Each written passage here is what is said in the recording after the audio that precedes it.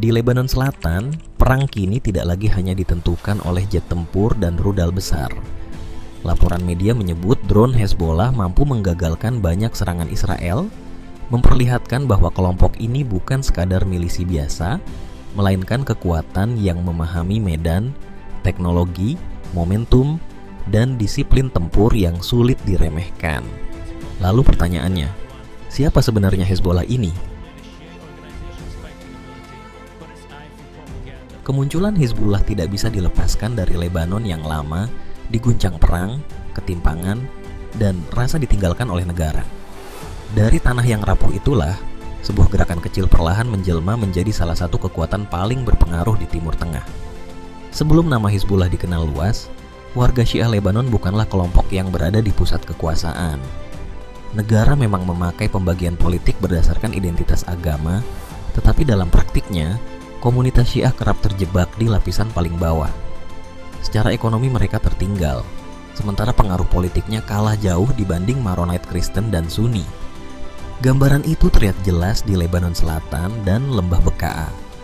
Banyak wilayah Syiah hidup dengan fasilitas minim, infrastruktur terbatas, serta perlindungan negara yang nyaris tidak terasa. Dari ruang kosong inilah, kemarahan sosial perlahan menumpuk, lalu berubah menjadi dorongan kuat untuk melawan. Situasi itu mendapat bahan bakar baru setelah revolusi Iran 1979.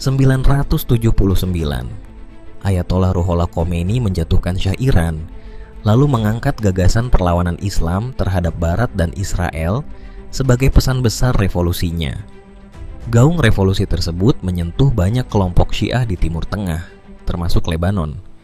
Iran kemudian mendekati ulama dan organisasi Syiah Lebanon sambil menyalurkan pelatihan, arahan ideologis, hingga bantuan militer yang kelak mengubah peta kekuatan di kawasan. Momentum terbesar datang pada 1982. Israel masuk ke Lebanon dengan dalih menghancurkan basis PLO. Serangan ini menghancurkan banyak wilayah Lebanon Selatan dan menyalakan kemarahan besar di tengah warga Syiah. Dalam kekacauan itulah, berbagai kelompok bersenjata Syiah melebur, lalu melahirkan Hizbullah sebagai gerakan yang sejak awal diarahkan untuk menghadapi Israel. Dengan sokongan Iran, terutama melalui Garda Revolusi, perkembangan Hizbullah melaju sangat cepat. Memasuki pertengahan 1980-an, Hizbullah mengumumkan manifesto pertamanya. Isinya menolak dominasi Amerika dan Barat di Timur Tengah, menyerukan perlawanan terhadap Israel, serta menegaskan kedekatan ideologis dengan revolusi Iran. Sejak fase inilah, jalan bersenjata menjadi wajah utama Hizbullah di mata dunia. Namun bagian ini baru pembuka. Nama Hizbullah benar-benar menyita perhatian dunia setelah mereka mencatat sesuatu yang sebelumnya gagal dilakukan banyak negara Arab terhadap Israel, memaksanya mundur.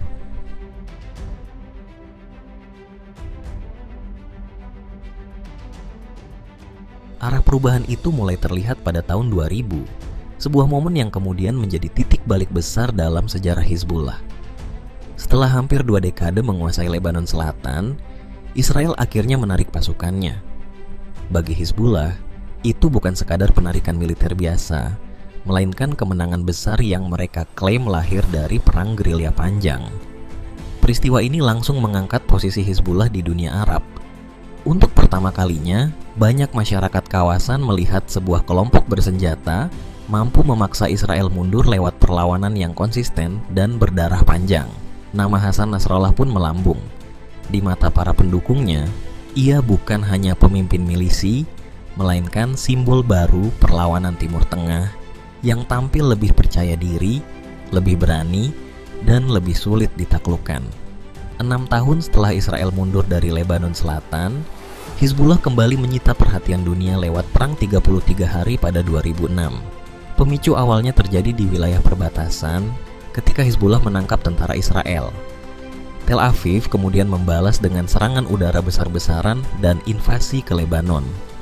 Banyak kota hancur, ribuan warga dipaksa mengungsi, dan kawasan itu kembali terseret ke dalam perang brutal yang mengguncang Timur Tengah. Namun hasilnya tidak berjalan semulus yang dibayangkan Israel. Hizbullah tetap bertahan, bahkan terus menembakkan roket ke wilayah Israel hingga perang benar-benar berakhir.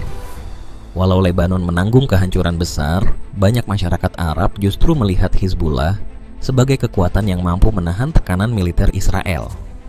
Sejak titik itu, legitimasi dan popularitas mereka melonjak, lalu semakin menguat sebagai simbol utama poros perlawanan.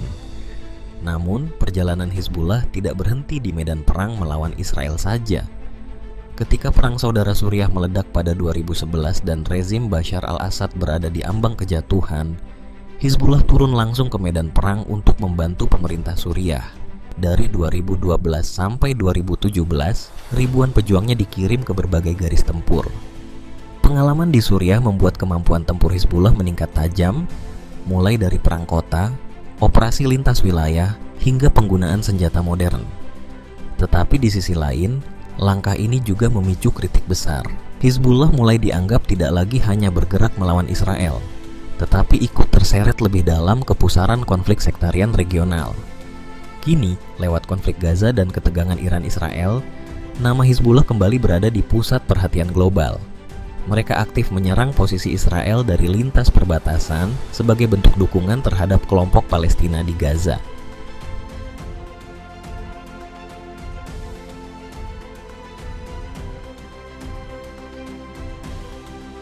Selama puluhan tahun, Hizbullah menjadi salah satu target utama Israel dan Amerika Serikat di Timur Tengah. Mulai dari invasi Lebanon 1982, Perang 2006, operasi intelijen rahasia, pembunuhan tokoh penting, hingga tekanan sanksi ekonomi. Semuanya diarahkan untuk melemahkan kelompok ini. Namun sampai hari ini, Hizbullah tetap bertahan, bahkan berkembang menjadi kekuatan militer regional yang jauh lebih kompleks dibanding masa awal kelahirannya. Alasan Hizbullah sulit dipatahkan tidak hanya terletak pada senjata yang mereka miliki. Kelompok ini hidup di dalam jaringan sosial, politik, dan ideologi yang sudah lama mengakar di Lebanon. Bagi para pendukungnya, Hizbullah bukan sekadar milisi bersenjata, tetapi pelindung komunitas sekaligus simbol perlawanan terhadap Israel yang terus membakar emosi kawasan. Di medan tempur, wajah Hizbullah juga terus berubah.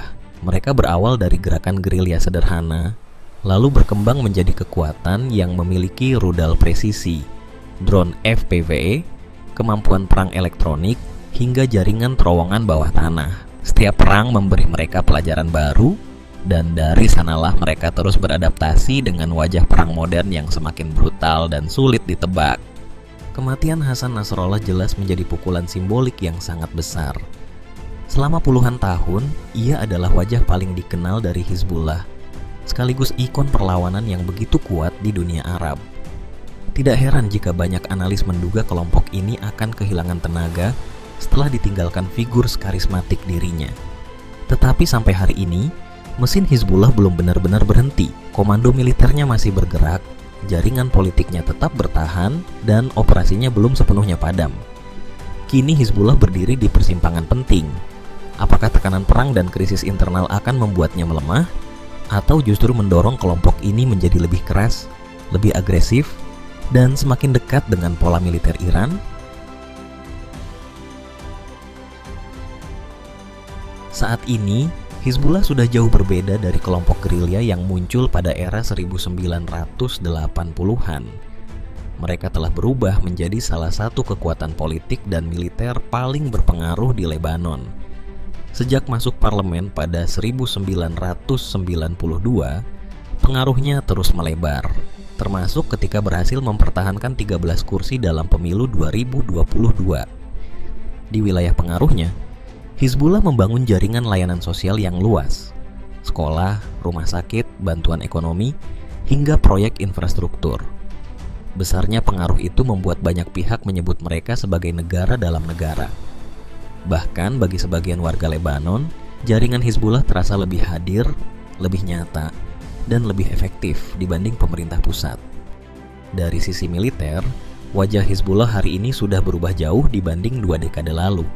Kelompok ini diperkirakan memiliki puluhan ribu kombatan aktif dan cadangan, dengan gudang senjata yang mencakup roket jarak jauh, rudal presisi, rudal anti kapal, sistem pertahanan udara, hingga ribuan drone pengintai dan drone bunuh diri.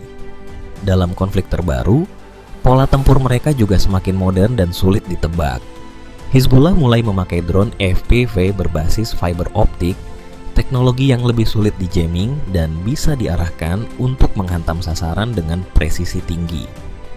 Banyak pengamat menilai perubahan ini sebagai hasil adaptasi dari pelajaran besar Perang Ukraina, di mana drone murah terbukti mampu mengubah cara tentara besar bertahan dan menyerang. Di saat yang sama, Hizbullah memperluas produksi senjata di Lebanon, sambil tetap menerima aliran dana, teknologi, dan pelatihan dari Iran melalui Garda Revolusi.